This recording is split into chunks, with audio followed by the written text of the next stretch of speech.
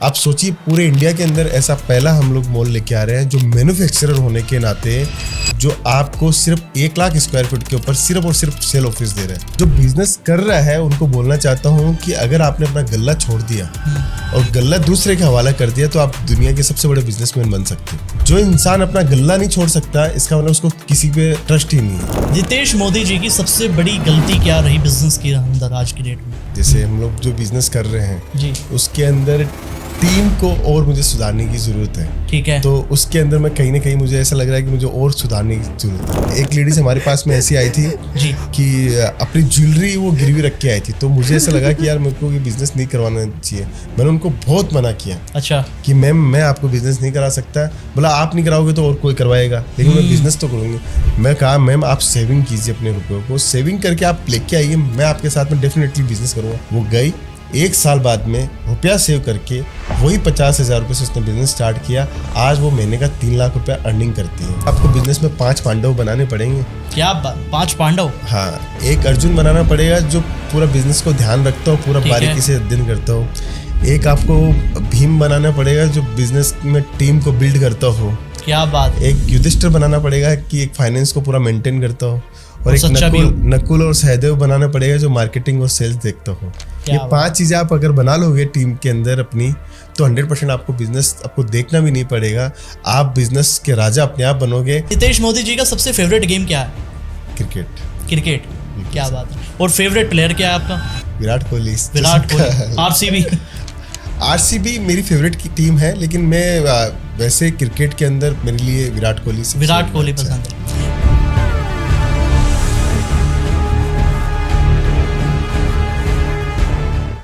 3 साल के अंदर 100 करोड़ का टर्नओवर। आज मैं आपको एक ऐसी पर्सनैलिटी से मिलाने वाला हूं जिन्होंने 3 साल के अंदर एक ऐसी कंपनी बिल्ड की, एक ऐसी इंडस्ट्री के अंदर एक ऐसा बिजनेस बिल्ड किया जिसका टर्नओवर आज की डेट के अंदर 100 करोड़ का है।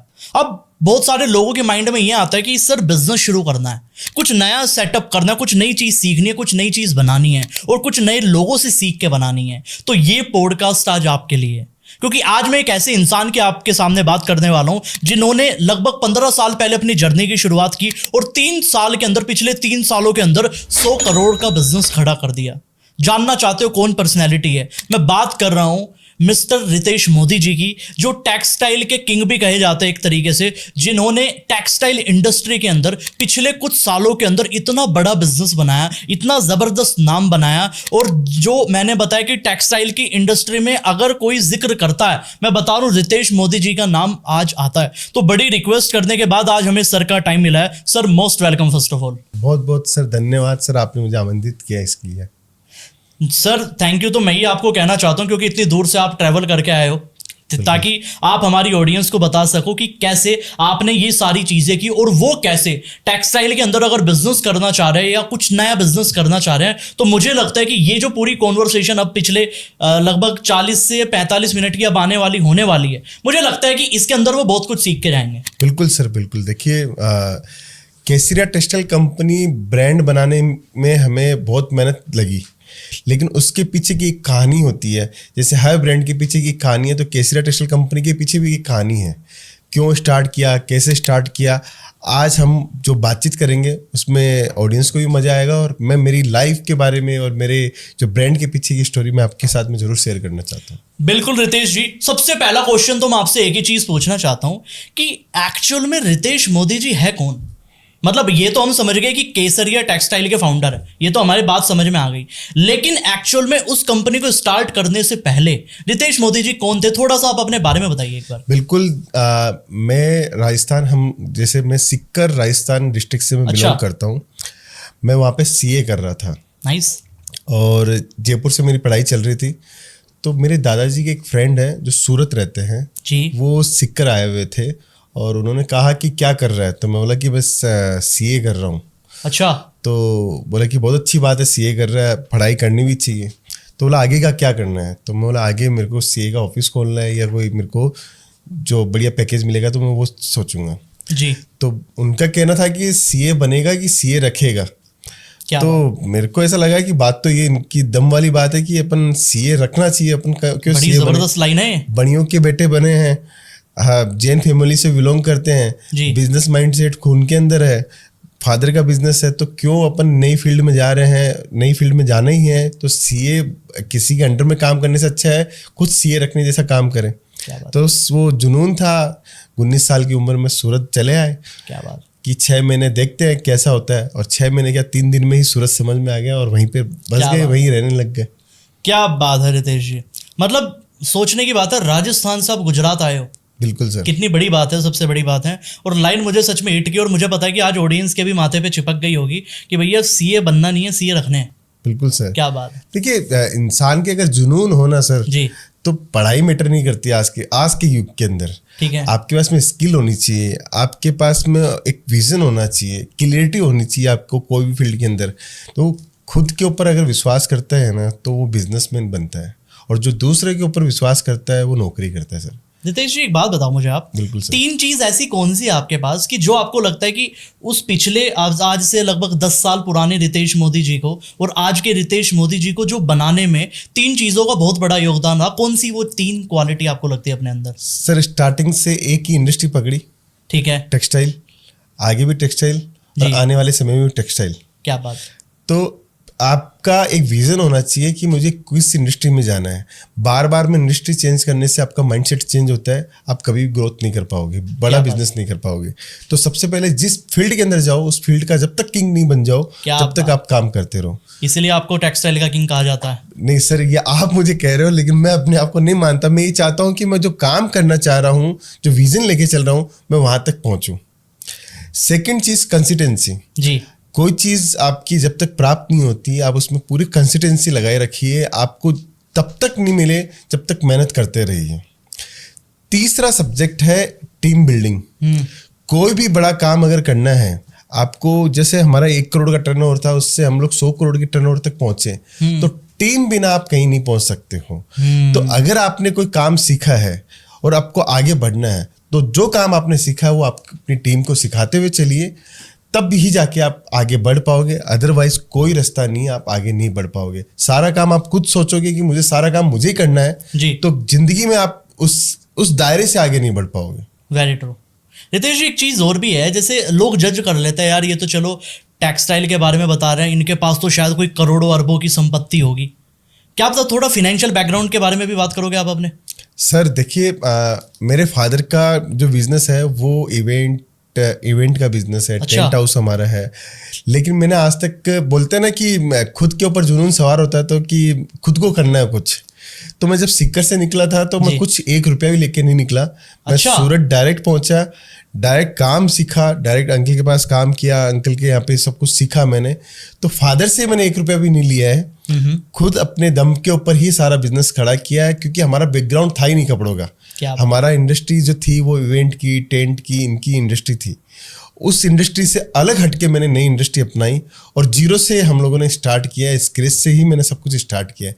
पहले शुरुआत में 5-7 साल बिजनेस सीखा, उसके अंदर जितनी अपॉर्चुनिटी देख सकता था, जितना मैं गैपिंग देख रहा था बिजनेस के अंदर, इसके अंदर बहुत कुछ करना बाकी है, वो गैपिंग को देख के मैंने बिजनेस स्टार्ट किया और आज कुछ ही साल के अंदर हम लोग सक्सेस भी हासिल किए। रितेश जी जेन्युइन नोट पे बहुत ज़्यादा बड़ी बात है, क्योंकि ज़ीरो बैकग्राउंड से आप लेके आए, क्योंकि आप वहाँ से पैसा लेके नहीं आए गुजरात के अंदर, और आपने आज 100 करोड़ का बिजनेस बना लिया। ये बहुत ही बड़ी बात है आज के डेट के अंदर। और मुझे पता है कि आज जो लोग पॉडकास्ट को देख रहे हैं ना, उनके माइंड में एक चीज़ तो आ चुकी होगी कि मुझे भी अपनी इंडस्ट्री का रितेश मोदी तो बनना ही बनना है। बिल्कुल सर, अगर मैं जो सोच रखता हूँ और मेरे से इस पॉडकास्ट से कोई इंस्पायर होकर एक भी व्यक्ति बनता है, इंस्पायर होता है, तो मेरे लिए तो बहुत अच्छी बात होगी, क्योंकि हम तो ये मानते हैं कि बूंद बूंद से घड़ा भरता है। exactly. और हमारा जो अभी मेरी एज है वो 91 का मेरा बोर्न है, 34 ईयर मेरी एज है। तो अगर कोई एक लड़का भी सुन रहा है और वो आज भी उस उम्र के अंदर वो सोचता है कुछ बनने की, तो डेफिनेटली मेरे लिए तो बहुत अच्छी बात होगी। क्या बात है। मतलब आपने सबसे बड़ी चीज़ जो बताई कि रितेश जी की 3 चीज़ जो आपके अंदर थी, बहुत बढ़िया चीज़ लगी। एंड एक चीज़ जो आपने मुझे बताई कि आप बिल्कुल ज़ीरो बैकग्राउंड से लेके आए चीज़ों को। और मुझे एक चीज़ जाननी है और मैं बड़ा एक्साइटेड हूँ उस चीज़ को जानने के लिए कि ये सारी चीज़ें तो मैं जान गया आपकी, लेकिन एक बात बताइए कि आपने टेक्सटाइल ही क्यों चुनी? जैसे फूड इंडस्ट्री भी है, मैन्युफैक्चरिंग के अंदर आप जा सकते थे किसी भी चीज़ की, स्टील आज के टाइम में इंडिया के अंदर बड़ा पॉपुलर है, आपने टेक्सटाइल ही क्यों चुनी? क्या रीज़न रहा इसका, वो कहानी क्या है? देखिए, कहानी सूरत मुझे आना था, तो सूरत में दो इंडस्ट्री बहुत पॉपुलर है, एक तो जी। डायमंड इंडस्ट्री है, हाँ। एक टेक्सटाइल इंडस्ट्री है। तो कोई बिजनेस अपन सीखते हैं, जब मेरी 19 साल की उम्र थी तो मैंने बिजनेस सीखा। तो अंकल की जो शॉप थी वो टेक्सटाइल की थी, और मुझे रोज नई फैशन इंडस्ट्री में शौक था कि रोज नया कपड़ा बन रहा है, रोज नए नए प्रोडक्ट आ रहे हैं, कस्टमर्स को अट्रैक्शन कर रहा है ये चीज़। और इंडस्ट्री के अंदर फैशन इंडस्ट्रीज है, फैशन शो होते हैं हमारी इंडस्ट्री के अंदर, मॉडल्स होती है, तो एक पूरा मतलब लवाजमा टाइप का पूरा फील होता है इस इंडस्ट्री का। तो वो धीरे धीरे हम लोगों ने ये देखा, मुझे अच्छा लगा इंडस्ट्री के अंदर। सबसे बड़ी बात थी गैप। इस इंडस्ट्री के अंदर दो टाइप के लोग थे, एक 90s बोलते हैं ना, 90s प्लस के सॉन्ग है, एक 90s के 2000 के सॉन्ग है, पुराने जमाने हाँ, वाले। पुराने। तो इस टाइप की लॉबी ज्यादा थी वहाँ पे, 90s प्लस के लोग ज्यादा थे वहाँ पे। नए मॉडल तरीके से काम करना कोई बहुत रेयर था वहाँ पे। आज भी आप जैसे टेक्सटाइल जो प्रोडक्शन होता है, पाली में भी होता है, बालोतरा में भी होता है, बॉम्बे भी होता है, कलकत्ता में, पुराने पुश्तैनी बिजनेस के हिसाब से वो लोग काम कर रहे हैं। मतलब जो पीढ़ी दर पीढ़ी काम करते आ रहे हैं, नई टेक्नोलॉजी के साथ काम करना, नए एटमॉस्फेयर, क्योंकि ये अनऑर्गेनाइज सेक्टर है, इसको ऑर्गेनाइज बनाना बहुत मेरे लिए एक टास्क है। बहुत बड़ा तो टास्क है। अनऑर्गेनाइज से ऑर्गेनाइज तरीके से हम लोगों ने काम किया, इससे मुझे रिस्पॉन्स अच्छा मिला, एक कल्चर डेवलप किया, कॉर्पोरेट ऑफिस हम लोगों ने बनाए, हम लोगों ने हर एक चीज़ की, जैसे सोशल मीडिया डिपार्टमेंट खोला, IT एक डिपार्टमेंट खोला, जो कि आज तक टेक्सटाइल इंडस्ट्री में कभी किसी ने नहीं किया। किसी ने नहीं किया। एक चीज़ मुझे बड़ी जानने के लिए माइंड में मेरी चीज़ आई, मुझे एक बात बताइए रितेश जी, जैसे आपने टेक्सटाइल के बारे में बताया, जो पुराने टाइम से ये बिजनेस कर रहे हैं, और आपको पता है जिनको बहुत टाइम हो गया, 50 साल से ज़्यादा का टाइम हो चुका अपने फील्ड के अंदर, आपको थोड़ा सा डर नहीं लगा उनके साथ कम्पीट करने के अंदर? बिल्कुल नहीं सर। जो 50 साल पहले जो बिजनेस कर रहे थे जी। वो मेरे से ज़्यादा एजुकेशन रखते हैं, मैं ये मानता हूँ, एक्सपीरियंस मेरे से ज़्यादा है, लेकिन उन्होंने आज भी टेक्नोलॉजी को नहीं अपनाया। क्या बात? वो उनमें कमी है। मैंने जब बिजनेस स्टार्ट किया, मैंने जब केसरिया टेक्सटाइल कंपनी की शुरुआत की, तो मुझे ये लगा कि टेक्नोलॉजी का आज के टाइम में जिसने सहारा नहीं लिया वो 50 साल पीछे है। तो इसलिए उन्होंने कहा 50 साल का एक्सपीरियंस भी 50 साल पीछे ले गया उनको। हमारा एक्सपीरियंस ये रहा कि हमने ऑडियंस को जल्दी समझा, सोशल मीडिया का सहारा लिया, टेक्नोलॉजी को हम लोगों ने अडॉप्ट किया। जितने लोग थे हमारे टीम के अंदर, उनको वेल ट्रेनिंग करने का प्रोग्राम, उनको ट्रेनिंग हर मंथली, उनको ट्रेंड करना, कम्युनिकेशन स्किल को डेवलप करना, वो सारी चीज़ें हम लोगों ने फर्स्ट डे से की। इससे हमें कस्टमर्स मिले, कस्टमर का बिहेव समझने को मिला, और टेक्नोलॉजी से हमें हर एक चीज़ का एनालिसिस करने की मदद मिली, जिससे हम लोग जल्दी ग्रो कर पाए। मतलब एक चीज़ है रितेश जी कि अगर पुराने टाइम वाले बिजनेसमैन को बीट करना है, जिनकी कहते हैं ना लेगेसी चल रही है आज की डेट के अंदर, बिल्कुल सर, तो आपको लगता है कि टेक्नोलॉजी का बहुत बड़ा रोल है, जैसे आपने बताया? बिल्कुल सर। अगर पुराना कोई खड़ा है हमारे सामने, तो वो हमारे सामने, हमारा कंपटीशन उस एक ही लेवल पे है कि प्रोडक्ट की रेंज उनकी 100 रुपये हो सकती है, हमारी 102 रुपये हो सकती है, लेकिन कस्टमर तक हम लोग पहुंच रहे हैं। कस्टमर तक हम लोग पहुंच रहे हैं उनसे मल्टीपल्स टाइम ज़्यादा। तो 102 देके भी कस्टमर्स हमसे खुश है, क्योंकि हम लोग सर्विस भी दे पा रहे हैं। Very true. वहाँ पे फोन उठाने का सिस्टम नहीं, हमने टीम बिल्ड की है कि फोन हमारे पास में आज 70 से 80 लड़के ऐसे बैठे हैं जो सिर्फ फोन उठा के बातचीत, उनको रिप्लाई देने के लिए बैठे हैं। वहाँ पे नहीं, उनका वॉल्यूम 100 करोड़ का होगा तो भी उनके पास में उतना बड़ा सेटअप नहीं है। हमारे पास में हर एक चीज़ को हम लोगों ने अडोप्ट किया कि इस सिचुएशन के अंदर क्या हो सकता है, उस सिचुएशन के लिए टीम बनानी पड़ेगी। हमने टीम बनाई, और अब हमें पोटेंशियल नजर आ रहा है कि हम लोग 500 करोड़ का टर्नओवर भी कर सकते हैं। क्या बात है, क्या बात। रितेश जी एक बात बताइए, जैसे आप टेक्सटाइल के अंदर आए, ठीक है, मैं ना बिल्कुल डेप्थ के अंदर जाना चाह रहा हूँ कहीं ना कहीं, देखो, क्योंकि मैं आपसे आज वो चीज़ें लेना चाह रहा हूँ ताकि इस पॉडकास्ट को देखने वाली जो ऑडियंस है वो आने वाले टाइम के रितेश मोदी जी बन पाए। तो मैं आपसे एक चीज़ जानना चाह रहा हूँ, जैसे टेक्सटाइल में आपने देखा कंपटीशन बहुत ज़्यादा है, चलो जी मैं मान गया आपकी बात, लेकिन एक बात बताइए, आपको ये नहीं लगा कि शायद मार्केट बहुत छोटी, इतने सारे कंपटीशन आ गए, मैं कैसे एग्जिस्ट कर पाऊंगा इसके अंदर? ये चीज़ माइंड के अंदर नहीं आई? माइंडसेट क्या था आपका उस टाइम? सर देखिए, कंपटीशन माइंड में होता है हमेशा। जो वेल सेड। जो जब मैं काम कर रहा हूँ, मेरे बाजू वाला काम कर रहा है, मैं 100 पार्सल लगा रहा हूँ, बाजू वाला 5 पार्सल लगा रहा है, अगर वो डर के कारण 5 पार्सल लगा ही पा रहा है, वो 50 पे नहीं पहुंच पा रहा है, इसका मतलब उसको कंपटीशन का डर सता रहा है कि मेरा प्रोडक्शन बढ़ा लिया तो कल को बाजू वाला ना मेरे रेट 100 रुपये, बाजू वाला 95 नहीं बेच दे, मेरा प्रोडक्शन बढ़ा लूंगा। तो ये इस सूरत में क्या होता है कि कोई भी चीज़ प्रोडक्शन पे चलती है कि मैं डेली 30,000 मीटर माल बेचता हूँ, मैं 1,00,000 मीटर माल बेचता हूँ डेली, तो कल को मैंने 30,000 से 1,00,000 मीटर बनाया तो 1,00,000 मीटर बेचने वाला आदमी वो अपने 2 रुपये रेट सस्ती कर देगा, तो मेरा तो 1,00,000 मीटर ऐसा रह जाएगा क्योंकि मेरे पास तो 30,000 की कैपेसिटी है, मैं पहुंचना चाहता हूँ 1,00,000 के ऊपर। तो डर सताता है, लेकिन ये डर जो निकाल लेता है तो कभी कंपटीशन आपको अड़ेगा भी नहीं। टेक्सटाइल ऐसी चीज है, कपड़ा ऐसी चीज है कि एक टी शर्ट 50 रुपए की ठेले पे भी बिकती है और 5,000 रुपए की टी शर्ट आपको ब्रांडेड शोरूम में भी बिकती है। दोनों का कलर व्हाइट भी हो सकता है, दोनों का कलर रेड भी होगा, लेकिन माइंड है, साइकोलॉजी है कि आप अपना ब्रांड को कैसे प्रेजेंट करते हो, वहां ही कंपटीशन खत्म हो जाता है।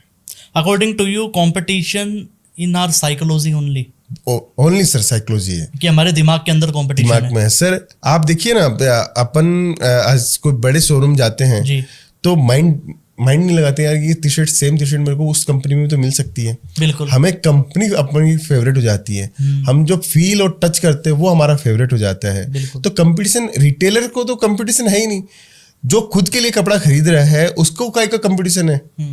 एंड कंज्यूमर को कोई कंपटीशन नहीं है कि मुझे ये 100 रुपए की चीज मिलती है, यहाँ पे 90 रुपए की चीज मिलती है। रोटी, कपड़ा, मकान ऐसी चीज है जो पसंद से पहनी जाती है।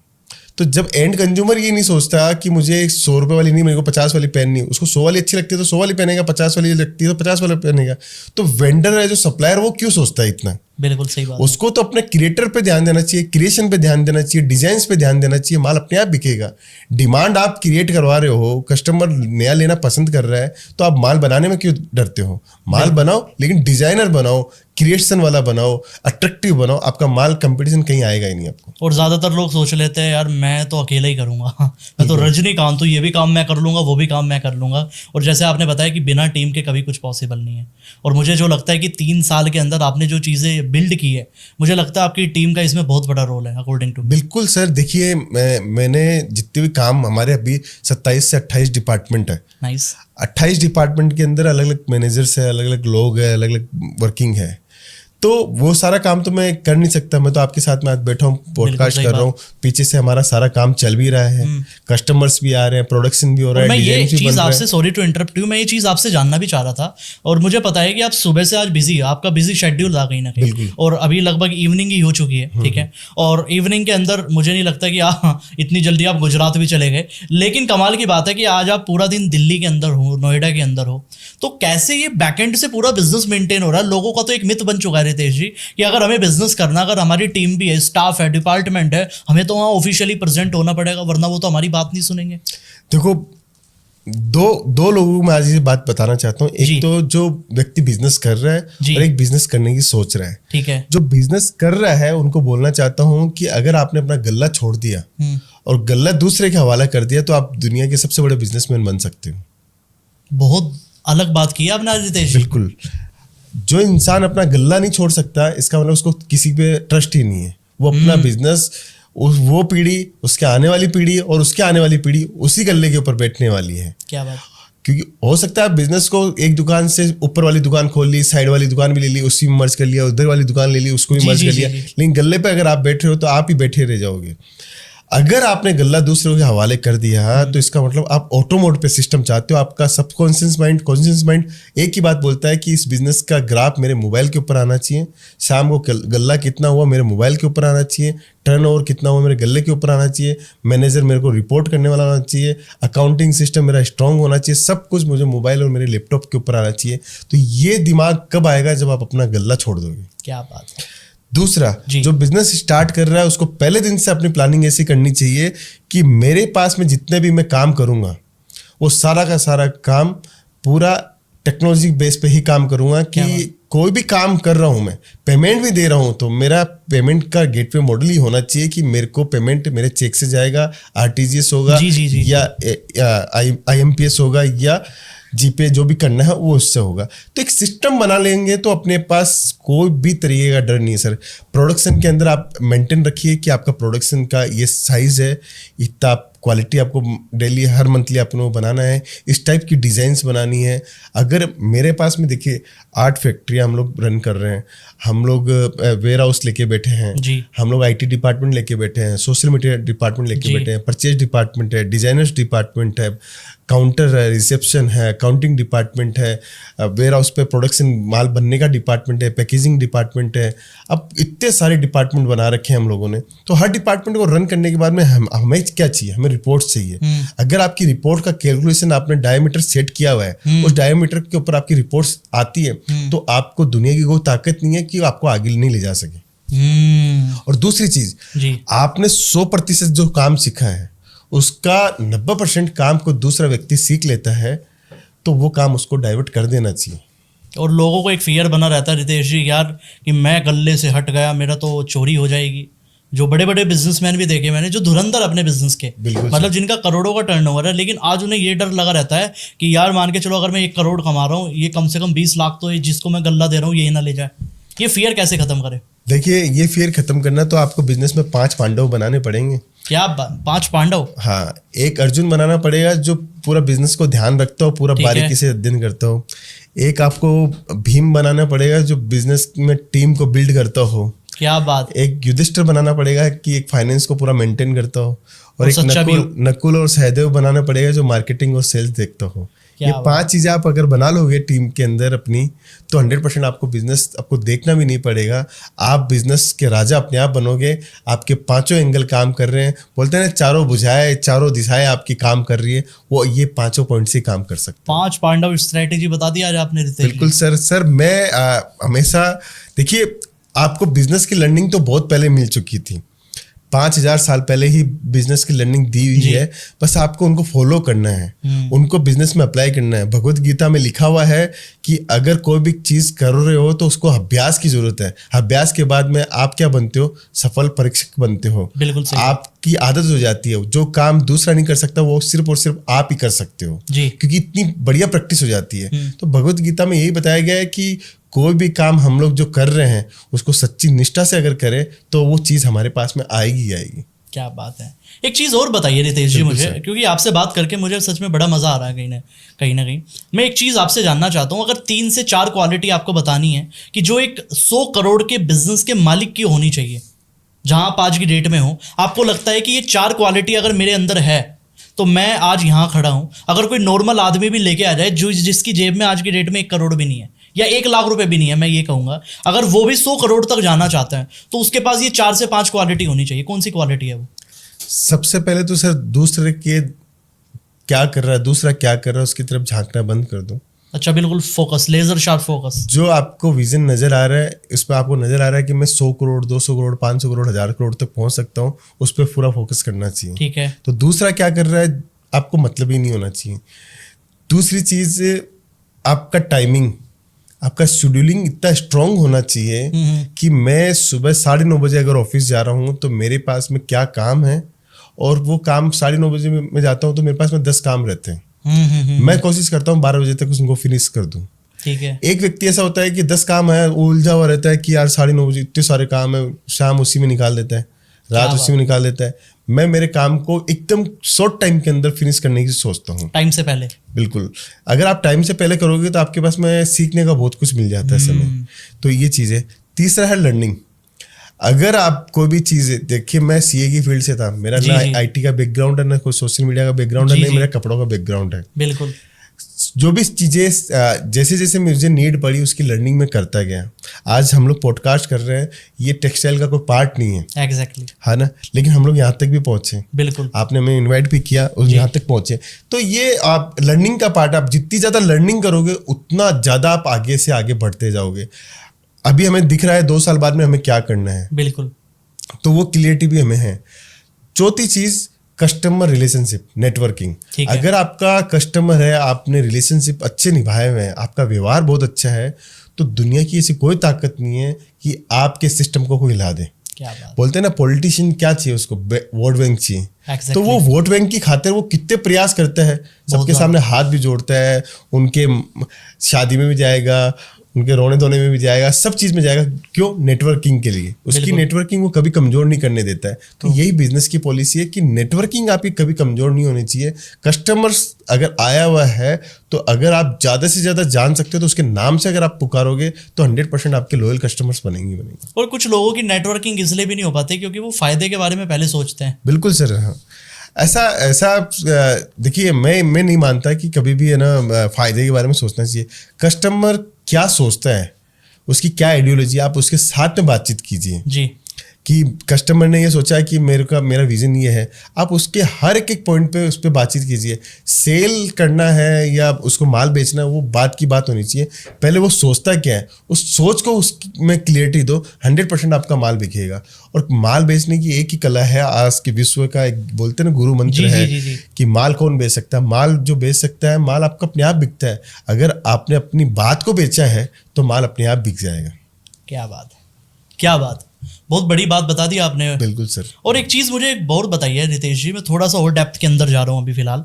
जैसे आपने सारी चीज़ें बता दी है, 5 क्वालिटी हो तो इंसान बन सकता है। कई बार क्या होता है 4 से 5 क्वालिटी इंसान के पास है, लेकिन एक चीज़ मिस हो जाती है जिस वजह से वो बन नहीं पाता। आपको क्या लगता है कि आपकी ज़िंदगी में उस चीज़ का कितना बड़ा रोल है? वो है माइंडसेट, या 100 करोड़ जाने का जो माइंडसेट है आपके माइंड में कैसे आया? क्या शुरू से था कि 100 करोड़ तक जाना है, धीरे धीरे आया वो? सर मेरा तो 100 करोड़ का टारगेट भी नहीं है, मेरा तो बहुत ज़्यादा टारगेट है। अच्छा। लेकिन जैसे शुरुआत में हम लोगों ने 1 करोड़ का टर्नओवर किया तो ऐसा लगा कि हमने अचीव किया है। ठीक है। तो हमने गोल सेट किए 10 करोड़ के। ठीक है। तो 10 करोड़ अचीव किया तो हमने गोल सेट किया 25 करोड़ रुपए का। ठीक है। 25 करोड़ अचीव किया तो फिर 50 करोड़ का गोल सेट किया। ठीक है। कि 50 करोड़ अगर हम लोग कर पा रहे हैं तो 100 करोड़ क्यों नहीं कर पाएंगे। जब 100 करोड़ पे पहुंच गए तो अब हमें क्या करना चाहिए, 100 करोड़ के बाद का क्या रास्ता है। तो उसके लिए हम लोगों ने 80,000 स्क्वायर फुट नया एक और वेंचर खड़ा कर दिया। क्या बात। कि अब अगर 200-250 करोड़ का टर्नओवर अगर करना है तो अपने को पोटेंशियल बढ़ाना पड़ेगा, रेंज बढ़ानी पड़ेगी, क्वालिटीज बढ़ानी पड़ेगी, वेराइटीज बढ़ानी पड़ेगी, फुटफॉल के लिए प्लेस देना पड़ेगा कस्टमर्स को। कस्टमर्स आएगा तो उनको और बेटर सर्विस देनी पड़ेगी, और नियरेस्ट उनको सर्विस देनी पड़ेगी, और क्लोज जाना पड़ेगा कस्टमर्स को। तो हम लोगों ने अभी, आप सोचिए, पूरे इंडिया के अंदर ऐसा पहला हम लोग मॉल लेके आ रहे हैं जो मैन्युफैक्चरर होने के नाते जो आपको सिर्फ 1 लाख स्क्वायर फीट के ऊपर सिर्फ और सिर्फ सेल ऑफिस दे रहा है। क्या बात। टेक्सटाइल के अंदर आपने मॉल देखे होंगे 1 लाख नहीं 2 लाख स्क्वायर फीट के मॉल मिलेंगे जो लेकिन वो मिलेंगे रिटेल के मॉल। बिल्कुल। सिंगल 50-100 ब्रांड मिलके एक मॉल खड़ा करते हैं आराम से, है ना। हम लोग केसरिया टेक्सटाइल कंपनी इकलौती कंपनी ऐसी है जो 1 लाख स्क्वायर फीट के ऊपर सिर्फ और सिर्फ सेल ऑफिस दे रही है मैन्युफैक्चरिंग के, जहां पे आपको वुमेन्स वेयर, मेंस वेयर और किड्स वेयर की कंप्लीट वैरायटी मिलेगी। ठीक है। तो ये सर आप क्यों हो पा रहा है? क्योंकि कस्टमर डिमांड कर रहा है।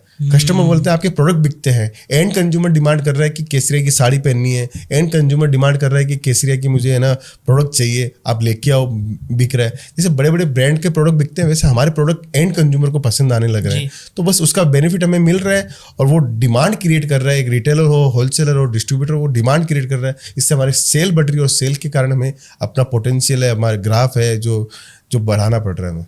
बट रितेश मोदी जी, एक चीज़ मुझे बताइए कि लोग आपके साथ जुड़ना चाहते हैं, लोग चाहते हैं कि आपके साथ वो भी बिजनेस शुरू कर सकें, स्पेशली केसरिया टेक्सटाइल के अंदर। तो केसरिया टेक्सटाइल के अंदर अगर किसी को बिजनेस शुरू करना है तो उसके पास क्या क्या ऑप्शन है, थोड़ा वो बताइए आप। किसी को टेक्सटाइल में अगर बिजनेस खड़ा करना है तो सबसे पहले उसको अपना एक ग्राफ सेट करना पड़ेगा अपना, कि मुझे किस टाइप का बिजनेस करना है। बट वो आपके साथ करना चाहता है।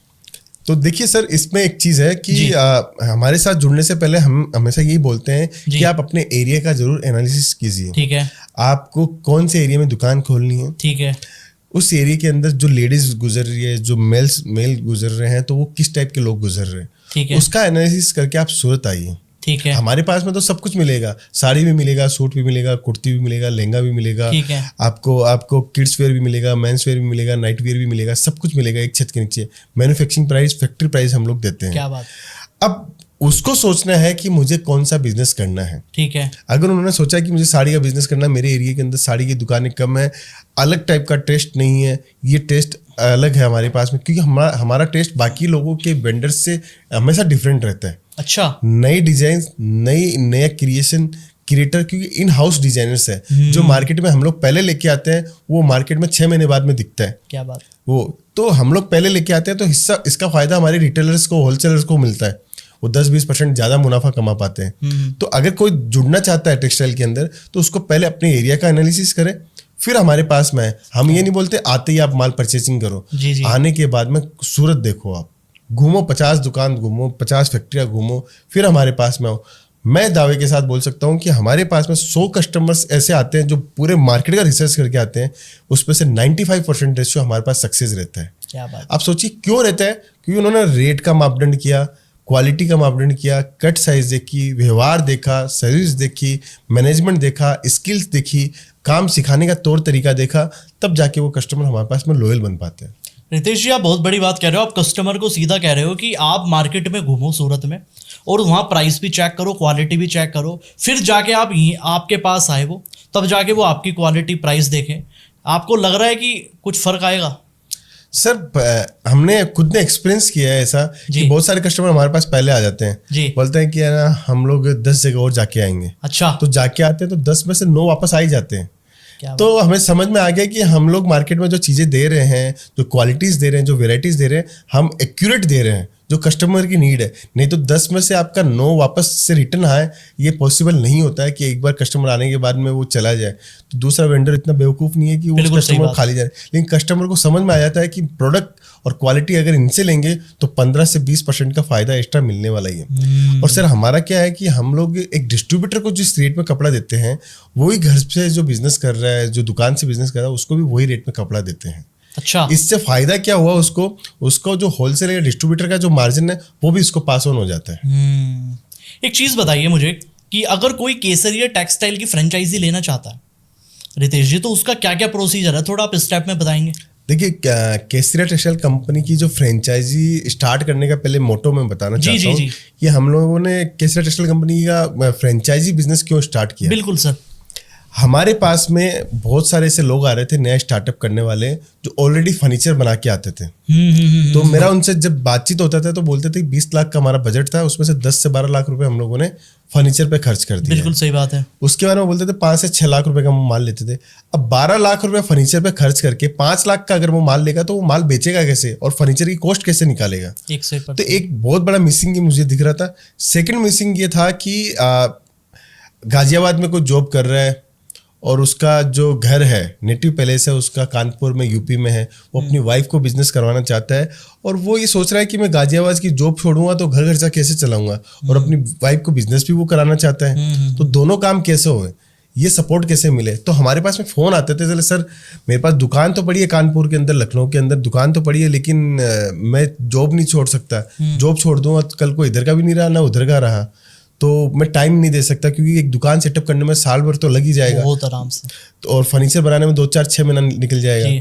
तो उससे जॉब नहीं छोड़ना चाहता, आप ही हमारा सेटअप करा दो। तो एक मिसिंग ये भी दिख रहा था। तीसरा मिसिंग ये दिख रहा था कि बहुत सारे लोग रिटायर्ड हो जाते हैं, जी उम्र हो गई, अब वो फर्नीचर नहीं करा पाते हैं, दुकान सेटअप नहीं कर पाते हैं, दुकानें हैं उनके पास में। तो ये 2-3 मेजर मिसिंग हमारे सामने नजर आ रहे थे। तो हम लोगों ने केसरिया बाजार के नाम से एक फ्रेंचाइजी मॉडल बनाया, जिसके अंदर मिनी स्टोर, मेगा स्टोर और एक्सक्लूसिव स्टोर 3 स्टोर्स रखे। जिसके अंदर क्या हुआ कि हमें सिर्फ आप दुकान दे दो, दुकान की लोकेशन हम लोग जस्टिफाई कर लेते हैं, ओके कर लेते हैं। उसके बाद में फर्नीचर, अकाउंटिंग सिस्टम, माल मटेरियल, आपका सोशल मीडिया, आपकी ओपनिंग, आपका staff training, owner training, computer system को आपका मोबाइल के अंदर अपडेट करना, ये सारा काम हम लोग करके दे रहे हैं। ठीक है, टोटल करके दे रहे हैं। तो अब गाजियाबाद में जो जॉब कर रहा है उसकी दुकान हम लोगों ने खुलवा दी कानपुर के अंदर। अब उसकी वाइफ अगर वो बिजनेस संभाल रही है और ग्रोथ नजर आती है, गाजियाबाद में 50,000 की सैलरी पे है और वहां पे वो 1 लाख रुपए उसकी वाइफ कमाने लग गई, तो अब वो स्विच कर सकता है अपनी जॉब आराम से। तो ये एक बढ़िया मॉडल हम लोगों ने बनाया जिससे लोग बिजनेस के अंदर भी आए और बड़ा नुकसान भी नहीं हो।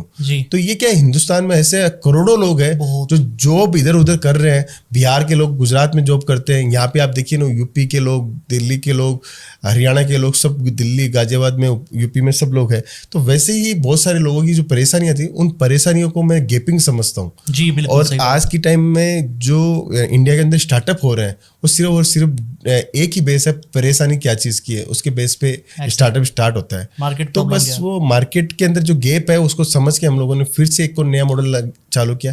पहला मॉडल केसरिया टेक्सटाइल कंपनी लॉन्च किया था कि सूरत में बहुत सारे ऐसे लोग आ रहे थे जिनको माल नहीं दिया जाता था। अच्छा। छोटे छोटे रिटेलर्स आते थे, 25-50 हज़ार, लाख 2 लाख का माल लेना होता था, उनको माल नहीं दिया जाता था। तो वो गैपिंग देख के मैंने केसरिया टेक्सटाइल कंपनी चालू करी। आज हमें समझ में आ रहा है कि लोगों को दुकान खोलने में बहुत समस्या होती है, तो वो गैप देख के मैं केसरिया बाजार के नाम से नया मॉडल हम लोगों ने लॉन्च किया है। ठीक है। और हमारे पास में बहुत अच्छा रिस्पॉन्स है, और बहुत अच्छा रिस्पॉन्स के साथ में सक्सेस भी हमें जाएगा, ये भी हमें डैम श्योर है हम लोग।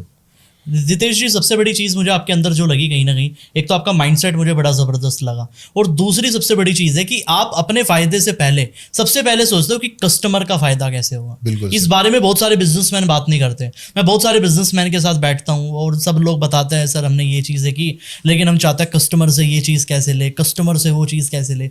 लेकिन आप उल्टा कर रहे हो, आप सोच रहे हो कि कस्टमर को ये चीज़ मैं कैसे दूँ, वो कैसे दूं। और मुझे लगता है कि 3 साल के अंदर 100 करोड़ तक का पहुंचने का, मुझे लगता है ये सबसे बड़ी क्वालिटी आपके अंदर, बिल्कुल वैल्यू गिविंग। बिल्कुल। कस्टमर क्या चाहता है? कस्टमर एक ही चीज चाहता है कि मैं जिसके साथ जुड़ रहा हूँ, जी जी जी, वो मुझे अपने प्रोडक्ट के अलावा क्या फायदा दे सकता है। एग्जैक्टली। प्रोडक्ट, अब हर कस्टमर ये नहीं चाहता है कि मुझे डिस्काउंट मिले, मुझे क्रेडिट मिले। कस्टमर एक ही चीज चाहता है कि वो मुझे सर्विस ऐसी दे कि जिससे मेरी ग्रोथ बढ़े। आफ्टर प्रोडक्ट, अगर मेरा 1 साल के अंदर मेरा टर्नओवर 2 लाख है और 5 लाख है, तो मैं अगले साल अगर 10 लाख कर रहा हूँ, उसके अंदर मेरा जो सप्लायर है वो मेरे को हर चीज में सपोर्ट कर रहा है, डेफिनेटली, तभी तो जाके वो ग्रोथ कर पाएगा। उसको ना एक्सपीरियंस है, अभी नया नया बिजनेस किया, और पहली चोट के अंदर वो गलत माल ले जाएगा या उसको गलत माल दे दिया जाएगा, तो वो तो फिर तो डाउन ही हो जाएगा, उसका मोरल डाउन हो जाएगा। हमारा एक ही धैर्य रहता है कि किसी भी कंडीशन के अंदर कस्टमर का मोरल डाउन नहीं होना चाहिए। क्या बात। धंधे में प्रॉफिट कम हो सकता है जी, ज्यादा हो सकता है, लेकिन मोरली डाउन हो जाता है तो धंधा स्केल अप नहीं हो सकता, कभी नहीं हो सकता। तो मोरल अगर आपका अच्छा है, इंटेंशन अच्छा है, कॉन्फिडेंस अच्छा रहेगा, तो आज कम कमाए हैं लेकिन आने वाला भविष्य बहुत सुनहरा है अपना। डेफिनेटली। एक बात बताइए रितेश जी, जैसे आपने सारी चीज़ें बड़ी खुल के बताई, मुझे मज़ा इसलिए आ रहा है क्योंकि आप बिल्कुल खुल के सारी चीज़ें बता रहे हो। बिल्कुल सर, ये होना भी चाहिए, ताकि लोगों को तभी समझ में आएगा कि आपने आज जिनको जीरो से बिजनेस शुरू करना है ना, उनको आपने बताया कि केसरिया टेक्सटाइल के साथ अगर कोई बिजनेस करना चाह रहा है, फ्रेंचाइजी लेना चाह रहा है, वो कैसे लेगा। ठीक है। एक चीज़ और होती है टेक्सटाइल इंडस्ट्री के अंदर, एक चीज़ और भी कही जाती है रितेश जी, कि इसके अंदर इन्वेस्टमेंट बहुत ज़्यादा लगती है। लोगों के माइंड में तो ये भी मिथ है कि भैया अगर केसरिया टेक्सटाइल की मुझे फ्रेंचाइजी लेनी है तो मुझे करोड़ों रुपए चाहिए। नहीं सर, ऐसा देखिए, ये भी मैं क्लियर कर देता हूँ जी। जितना बढ़िया अच्छा क्वेश्चन आपने पूछा है, क्योंकि जितनी क्लियरिटी आज देखने वालों की रहेगी, उतना ज़्यादा उनका माइंड एकदम सेट रहेगा। हम लोगों ने कभी भी ये नहीं कहा कि हमारे साथ में बिजनेस स्टार्ट कर रहे हो तो आपको लाखों करोड़ों रुपए की जरूरत है। आप 50,000 रुपए से भी अपना बिजनेस स्टार्ट करना चाहते हो तो हम लोग चाहते हैं। 50,000 रुपए आप बता रहे हो? सर मैं आपको इसका एग्जांपल भी दूंगा कि लेडीजें कहाँ तक पहुंची है 50,000 से। 50,000 से भी कोई बिजनेस स्टार्टअप करना चाहता है तो हम लोग ये चाहते हैं कि उसको 100 साड़ी, 50 साड़ी या 50 कुर्ती, 50 सूट से हम लोग बिजनेस स्टार्ट करवाते हैं उनका। और ये सोचते हैं कि वो अगर घर से बिजनेस कर रहा है तो उसकी कोई कॉस्ट नहीं है, ना रेंट लग रहा है, ना कोई भाड़ा लग रहा है, ना कोई एक्स्ट्रा कॉस्ट लग रही है, ना सैलरी लग रही है। वो सिर्फ और सिर्फ अपने व्हाट्सअप के ऊपर जो मोबाइल नंबर है उससे भी अगर कांटेक्ट करके वो 50,000 से बिजनेस करता है तो महीने की 25-30 हज़ार की इनकम वो इजीली जनरेट कर सकता है। तो एक हाउसवाइफ को क्या चाहिए? कॉन्टेक्ट बनाने हैं। एक कॉन्टेक्ट बनाने के लिए आप 4 लोगों को फोन कीजिए, 4 से 16 लोग आपको कॉन्टेक्ट मिलेंगे। ये चीज आपकी टीम सिखाएगी भी रितेश जी? बिल्कुल 100% सर। हमारे पास में बहुत ऐसे लेडीजों को फोन आते हैं कि सर हमें बिजनेस करना है, मेरे पास में तो 40,000 खुद के पर्सनल सेव किए हुए, मैं बिजनेस कर लूँ, और सक्सेस हुई है। मैं आपको एग्जाम्पल के तौर पर बताऊँ, अभी तो हमारे पास में ऐसे अनगिनत एग्जाम्पल्स हो गए जो जीरो से हीरो बने। रिसेंटली हमारे 2-3 साल के केस के अंदर एक सबसे बढ़िया उदाहरण जो है, एक लेडीज ने 50,000 रुपए से बिजनेस स्टार्ट किया। अच्छा। आज उनका 3.25 करोड़ रुपए का टर्नओवर है। 3.25 करोड़ का साल का टर्नओवर 3.25 करोड़ पे पहुंच गई वो लेडीज।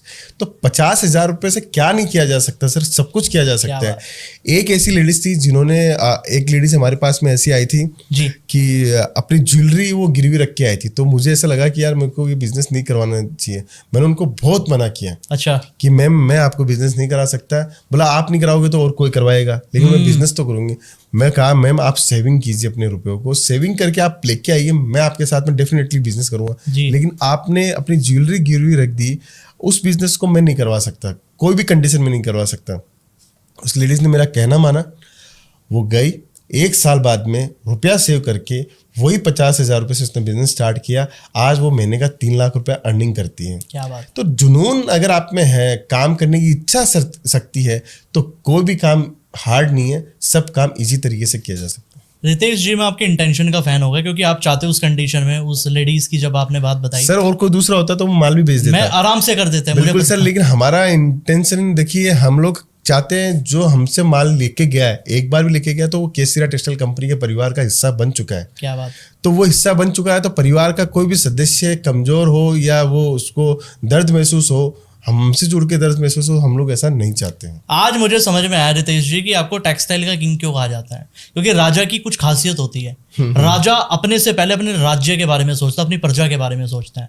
आपके साथ सेम चीज है। पूरी कॉन्वर्सेशन के अंदर जो मैंने चीज देखी, मतलब आपका पूरा फोकस इस पे है कि जो आपके साथ जुड़ा हुआ है या कोई जुड़ना चाह रहा है, सबसे बड़ी बात है आप उसको कैसे वैल्यू दे सकते हो, आप कैसे उसके लिए वो चीजें कर सकते हो, और ये राजा ही कर सकता है। आपको इसलिए किंग कहा जाता है। सच में मैं फैन हो गया रितेश जी आपके। बिल्कुल सर, बिल्कुल, थैंक यू सर। रितेश जी, एक चीज एंड की तरफ हम जा रहे हैं, थोड़ी सी चीजें मैं आपसे और जानना चाहता हूँ कहीं ना कहीं, फिर आपसे मैं कुछ पर्सनल सवाल भी पूछूंगा, Q&A टाइप करेंगे एंड में, ओके, रैपिड फायर कहेंगे हम उस चीज़ को।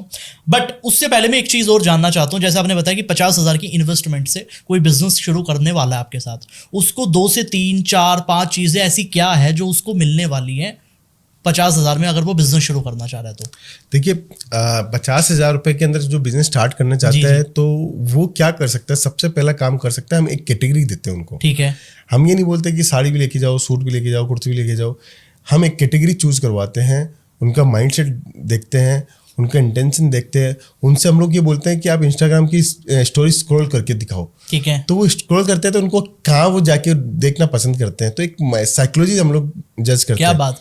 तो उनका समझ में हमें आता है कि ये साड़ी को ज़्यादा प्रेफर करती है, ठीक है, ये सूट को ज़्यादा अच्छे से बेच पाएगी, तो हम लोग उनको सजेशन देते हैं कि आप साड़ी सोच के आए थे, साड़ी मत कीजिए, आप कुर्ती करके देखिए। ठीक है। हमारा 99% हमारा एक्यूरेसी एकदम फिट बैठ जाता है कि हम लोगों ने, किसी ने साड़ी सोच के आता है, कोई कुर्ती सोच के आता है, फिर हम लोग उसका मूड चेंज करके किसी को साड़ी पकड़ाते हैं, किसी को कुर्ती पकड़ाते हैं, तो उसका माइंडसेट इतना अच्छा सेट होता है और वो 50,000 से वो बिजनेस रन करवाते हैं सिंगल एक कैटेगरी के अंदर।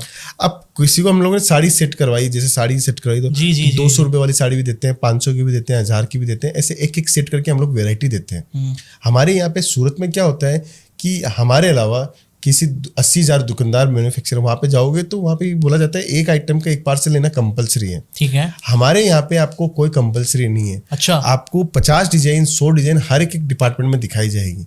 100 में से आपको 3 आइटम समझ में आती है तो उसका एक एक सेट भी आप ले सकते हो। कोई मिनिमम क्वांटिटी नहीं है। कोई क्वांटिटी नहीं है मिनिमम क्वांटिटी। तो वो 6 साड़ी इस डिजाइन की पास की, 5 साड़ी इसकी की, 4 साड़ी इस डिजाइन की, ऐसे करके वो 100-150 साड़ी हम लोग बना देते हैं उसकी पोर्टफोलियो के अंदर। अब 50-60 डिजाइन दिखाने के लिए भी हो गए, कलर भी हो गए, वेराइटीज भी हो गई, और एक मिनिमम पैकेज के अंदर वो अपना घर से बिजनेस स्टार्ट कर लेती है। क्या बात है। अब उनको फिर हम लोग 50,000 से लेने के बाद में हम लोग उनको बोलते हैं आप सोशल मीडिया का सहारा लीजिए, इंस्टाग्राम पे रील्स बनाइए, व्हाट्सएप पे अपने स्टेटस लगाइए, स्टोरीज लगाइए। और किसी को इन चीजों के बारे में नॉलेज ना हो बिल्कुल सर, वो तो हम लोग, हमारी पूरी एक टीम है वहाँ पे। अच्छा। जो सोशल मीडिया का पूरा उनको सपोर्ट करती है, कैसे अकाउंट खोलना है, कैसे बिजनेस अकाउंट खोलना है, कैसे आपको रील्स डालनी है, किस टाइम पे डालनी है, पूरी एक हम लोगों ने पूरा एक सब्जेक्ट बना रखा है, एक बुक बना के देते हैं हम लोग कस्टमर्स को। कस्टमर फॉलो करते हैं और कस्टमर्स को रिजल्ट जब मिलता है तो हमें थैंक यू का मैसेज जरूर आता है उनका कि आपकी वजह से हम लोगों ने यहाँ तक का सफर तय किया है। तो हमें भी अच्छा लगता है, हमारी टीम को भी अच्छा लगता है, जो हम लोग काम कर रहे हैं वो नेक दिल से काम कर रहे हैं, जो कस्टमर्स तक जाता है और उसका फायदा हमें डेली बेसिस पे रिपीटेशन के रूप में हमें मिलता है। क्या बात है रितेश जी। एक चीज़ और, अगर कोई बिजनेस शुरू करना चाहता है केसरिया टेक्सटाइल के साथ, तो कोई नंबर वगैरह है जो हम डिस्क्रिप्शन के अंदर डाल सकते हैं? बिल्कुल, मैं आपको एक नंबर प्रोवाइड करवा देता हूँ। देखिए, केसरिया टेक्सटाइल कंपनी के बारे में जानना है तो कोई भी प्लेटफॉर्म के ऊपर वो जाके, आज के टाइम हम लोग सोशल मीडिया में एक्टिव है। ठीक है। फिर भी मैं आपको नंबर प्रोवाइड करवा दूंगा। ठीक है। आप अपने स्क्रीन के ऊपर आप शेयर कर सकते हैं, जिससे कस्टमर्स को और ज्यादा जानना हो, और ज्यादा उसके विचार अगर कोई मन में आ रहा है, कोई मेरे से रह गया हो कोई डाउट, तो मैं वो जरूर से क्लियर करूंगा। और हम लोग जैसे पूरे वीक के अंदर 2 दिन ऐसा होता है मेरा कि मैं सिर्फ कस्टमर्स से पूरे बातचीत करता हूँ। अच्छा, आप खुद भी बात करते हो कस्टमर से? कस्टमर से बातचीत करता हूँ। बहुत सारे ऐसे कस्टमर्स आते हैं जो मुझसे मिलना भी चाहते रहते हैं जी। मैं 100% उनसे मिलता हूँ। पहले मैं माल से पहले उनसे ये जानना की ज़्यादा पसंद करता हूँ कि आप क्या सोचते हो। देखिए बिजनेस तो 5 लाख 50 लाख 1 करोड़ 2 करोड़ आप कुछ भी लगा सकते हो, बड़े पैसा आराम जिसके पास जितना फाइनेंस से लगा सकते हो। लेकिन अगर आपके विजन के अंदर कहीं ना कहीं कमजोरी है, उसको मैं क्लियर करने की बिल्कुल कोशिश करता क्या हूँ। बात। कोई ये सोचता है कि मेरा टारगेट है कि मेरा 2 लाख की मंथली मेरी इनकम आने लग जाए तो मेरे को बहुत होता है, तो उनका मैं क्लियर करता हूँ ये 2 लाख वाला चीज़ नहीं है, ये 2 करोड़ वाली चीज़ है। क्या बात। आप इसको उस तरीके से देखो और उस तरीके से काम करो, 100% ग्रो कर जाओगे। और ये ऐसा बिजनेस है जो आप फैमिली टू फैमिली ट्रांसफर कर सकते हो। क्या बात है, लेगेसी टू लेगेसी चल जाएगी चीज़। बिल्कुल 100% सर। क्या बात है रितेश जी। और स्क्रीन के ऊपर लोगों को नंबर दिख भी जाएगा, अगर उनको कोई भी डाउट है बेझिझक होके वो कॉल कर सकते बिल्कुल हैं। सर। और वेबसाइट का लिंक भी मैं डाल दूंगा, सोशल मीडिया के लिंक्स भी डाल दूंगा, ताकि और ज्यादा लोग इसके बारे में जानकारी ले सके। सबसे बड़ी बात है आज लोगों ने बिजनेस की चीजें तो सीखी, आपसे मैं एक गुरु मंत्र भी आज चाहूंगा, लेकिन वो एंड में लेंगे हम। लेकिन आपके साथ एक रैपिड फायर हम करना चाहते हैं रितेश जी, बिल्कुल सर। बड़ा मजा आएगा। मतलब इसमें होगा क्या, मैं आपसे कुछ 4 से 5 सवाल पूछूंगा, लेकिन आपको जल्दी जवाब देने हैं बहुत, बिल्कुल सर। 5 से 10 सेकंड के अंदर। आप तैयार हो बिल्कुल तरीके से? बिल्कुल बिल्कुल सर। चलो चलिए रितेश जी, आपसे हम 5 क्वेश्चन पूछेंगे और आपको रैपिड फायर हमारा होगा और आपको फटाफट आंसर देने हैं, ठीक है? मतलब बीच में मैं आपको ऑप्शन भी दे सकता हूँ कुछ के, लेकिन आप अपनी मर्जी से भी बता सकते हो, ठीक है? रितेश मोदी जी की सबसे बड़ी गलती क्या रही बिजनेस के अंदर आज की डेट में? 1 लाइन में आप बताना चाहोगे तो? एक लाइन में बताऊं तो मेरा जो पोर्टफोलियो है, जैसे हम लोग जो बिजनेस कर रहे हैं जी, उसके अंदर टीम को और मुझे सुधारने की जरूरत है। ठीक है। तो उसके अंदर मैं कहीं ना कहीं मुझे ऐसा लग रहा है कि मुझे और सुधारने की जरूरत है। क्या बात है। रितेश मोदी जी को अगर पूरे भारत के अंदर किसी एक स्टेट में ट्रैवल करने का मौका मिले फ्री में, वो कहाँ जाना चाहेंगे? केरल। केरला। हाँ। क्या बात है। रितेश मोदी जी को अगर इंटरनेशनल ट्रैवल करना, किस देश में जाना चाहेंगे वो? सिंगापुर। सिंगापुर जाना चाहेंगे। क्या बात है। रितेश मोदी जी की गुजरात की सबसे फेमस मिठाई कौन सी है? गुजरात की मिठाई, गुजरात की कोई वैसे मिठाई वहाँ पे इतनी प्रचलित नहीं, लेकिन वहाँ का लोचा बहुत जबरदस्त आता अच्छा, है। लोचा। हाँ। क्या बात है। और अगर इंडिया में से चूज कर दूंगा आपको कोई? संदेश, बंगाली मिठाई है संदेश। क्या बात है। आपने खाई हुई है पहले भी? बिल्कुल, बहुत बार खाई हुई है। क्या बात है, जबरदस्त। रितेश मोदी जी की सबसे फेवरेट मूवी कौन सी है? 3 इडियट्स। 3 इडियट्स, ठीक है। और सबसे बेकार मूवी कौन सी है आपकी, जो आपने देखा है मजा नहीं आया बिल्कुल भी? वो मैं देखता ही नहीं हूँ। अच्छा, वो देखते ही हो। किसी मूवी को देखने के बाद रिग्रेट हुआ आपको कभी? सर बहुत का मतलब मैं ऐसी मूवी पहले मैं फाइनल करता हूँ कि मैं मेरा टाइम अगर दे रहा हूँ तो वो टाइम मेरा पूरा एकदम यूटिलाइज होना चाहिए, तो मैं वही देखता हूँ, बाकी मैं अदरवाइज नहीं देखता सर। जबरदस्त रितेश जी, जबरदस्त। एक दो क्वेश्चन और मैं आपसे पूछना चाहूंगा रैपिड फायर के। रितेश जी, अगर आपको 2 वियर चूज करने हो, फॉर्मल वियर, कैजुअल वियर, क्या चूज करोगे आप? Formal sir. फॉर्मल ही हमेशा? हमेशा फॉर्मल। और मैं बहुत ज़्यादा फॉर्मल पहनता हूँ, मैं बिजनेस में कहीं जाता हूँ तो फॉर्मल से ज़्यादा प्रेफर करता हूँ। क्या बात है, जबरदस्त। और यूट्यूब पे अगर आपको किसी का कंटेंट सबसे अच्छा लगता है सीखने के मामले में, कौन स्पीकर है वो? स्पीकर के मामले या में चैनल आप बता सकते हो कोई भी? सर एक्चुअली मल्टीपल्स देखता हूँ मैं। कोई भी एक नाम, जो भी एक नाम तो राधा कृष्ण स्वामी हैं, शायद आप जानते हैं, उनके मुझे बहुत अच्छे लगते हैं। जो उनकी एक्चुअली मेरे को क्या है, भगवत गीता अभी मेरे को इंस्पायर कर रही है, तो मैं उनके लिए सुनने के लिए वो जरूर वो चैनल खोलता हूँ, जो जिससे मुझे कम्युनिकेशन का एक जो चीज़ है वो मुझे और स्ट्रॉन्ग करनी है, तो उसके लिए मैं वो देखता रहता हूँ। उनका चैनल देखते हो। और एक चीज़ और बताइए रितेश जी, अगर आज आप टेक्सटाइल किंग ना होते तो क्या होते आज आप? मैं शायद बिल्डर होता। बिल्डर होते? क्या बात है। और रितेश मोदी जी का सबसे फेवरेट गेम क्या है? क्रिकेट। क्रिकेट। क्या बात है। और फेवरेट प्लेयर क्या है आपका? विराट कोहली। विराट कोहली। आरसीबी? आरसीबी मेरी फेवरेट की टीम है, लेकिन मैं वैसे क्रिकेट के अंदर मेरे लिए विराट कोहली पसंद है। क्या बात है। और फाइनल पे चलता हम पॉडकास्ट में रितेश जी, एक चीज मैं आपसे पूछना चाहता हूँ, जो पूरी ऑडियंस है वो आपसे अगर कोई एक मंत्र लेना चाहती है, और वो ऐसा मंत्र कि अगर सामने वाली ऑडियंस कहे कि हम इसको फॉलो करेंगे और हम बनेंगे, बहुत बड़े लेवल पे जाएंगे, तो कौन सा मंत्र है? क्या आप मंत्र देना चाहोगे आप लोगों को? बिल्कुल सर, देखो मंत्र एक ही है, जो आपके पास है वो पर्याप्त है। तो उस चीज़ को ध्यान रखिए। आप दूसरों के दिल और दिमाग को देख के आप अपने आप को वैसा बनाने की कोशिश मत करो कि दूसरा ऐसा है, इस पोजीशन पे है तो मैं भी ऐसा बनूं। आपके पास जो है वो पर्याप्त है। आप अपनी नेकी के ऊपर बढ़ते जाइए।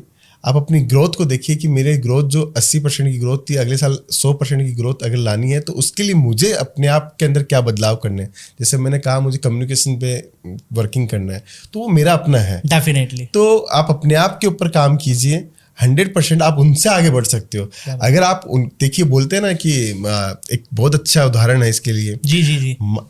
अगर बेटा या बेटी माँ की गोद में होती है तो माँ की नज़र तक देखते हैं। क्या बात। और पिता की अगर कंधों के ऊपर होता है तो पिता उससे ऊंची आंखों से उसको दिखाते हैं। शानदार। तो वो चीज़ आप ध्यान रखिए कि आप अपनी नज़रों को उतना दूर तक रखिए कि जितनी दूर आप उसको देखने से फॉलो कर रहे हो उतनी नज़र उससे आगे की नज़र आप देखिए, आप उनसे 101% आगे होंगे। मुझे बहुत लोग बोलते हैं कि आप क्या सोचते हो कि इतनी जल्दी आप बन गए, तो ये प्रैक्टिकली संभव है?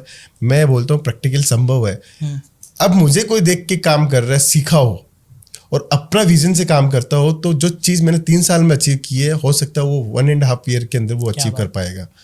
लेकिन अगर वो मुझे देख के फॉलो करेगा तो मैं उससे 3 कदम और आगे निकलूंगा, ये गारंटी है। क्या बात। अगर वो मुझे देख के इंस्पायर होकर अपने विजन से काम करेगा तो हाफ रेंज के अंदर पास हो जाएगा। अमेजिंग रितेश जी, सच में पूरी कॉन्वर्सेशन के अंदर बड़ा मज़ा आया। मतलब मुझे ऐसा नहीं लगा कि मैं फर्स्ट टाइम आपके साथ पॉडकास्ट कर रहा हूँ, मुझे ऐसा लगा कि मैं कई सालों से करता आ रहा हूँ, सबसे बड़ी बात है। और आपके बारे में आज जो चीज़ें सीखने को मिली और स्पेशली आपका जो ऑरा है, जो फील भी हो रहा है यहाँ बैठे बैठे भी, it was a great session, great conversation. बहुत ही डेप्थ के अंदर सीखा। और कोई भी नया बंदा बिजनेस करना चाहता है, भले ही टेक्सटाइल का करे, किसी भी चीज़ का करे, मुझे लगता है कि ये पॉडकास्ट उसके लिए इनफ है।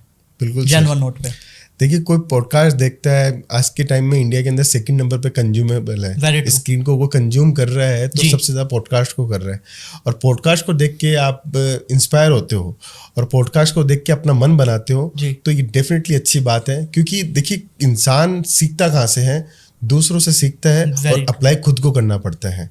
तो बस वो चीज़ है, आप पॉडकास्ट देखते रहिए और अपने विचारों को उमंग में लेके आइए, उस उमंग से आप कोई भी काम कर सकते हो। क्या बात है, शानदार रितेश जी, बहुत बढ़िया लगा सच में आज आपसे मिलके, क्योंकि आपने जो सारी चीज़ें बताई, सारी चीज़ें सिखाई, और आज के बाद मुझे नहीं लगता कि किसी को अगर बिजनेस शुरू करना उसको कभी दिक्कतें आएगी। अब आने वाले टाइम में मुझे लगता है कि इस पॉडकास्ट को देखने के बाद जो लोग बनने वाले, जो सीखने वाले हैं, और आप सब लोगों की कोई भी ऐसी जो लर्निंग रही है, वो कमेंट के अंदर ज़रूर बताइए। रितेश जी की जो आपको सबसे बड़ी क्वालिटी क्या लगी वो कमेंट के अंदर बताइए, क्योंकि आने वाले टाइम का अगर आपको भी अपने इंडस्ट्री का रितेश मोदी बनना है तो भैया मैं बता रहा हूँ, ये पॉडकास्ट आपके लिए बहुत ज्यादा जरूरी है। केसरिया टेक्सटाइल के अंदर अगर आपको बिजनेस शुरू करना है तो स्क्रीन के ऊपर आपको नंबर दिख ही रहा होगा, और डिस्क्रिप्शन के अंदर भी मैंने डिटेल्स डाल दी है आप लोगों के कंफर्ट के लिए। आप और ज्यादा नॉलेज ले सकते हो और अपने बिजनेस को शुरू कर सकते हो केसरिया के साथ। So see you in the next video.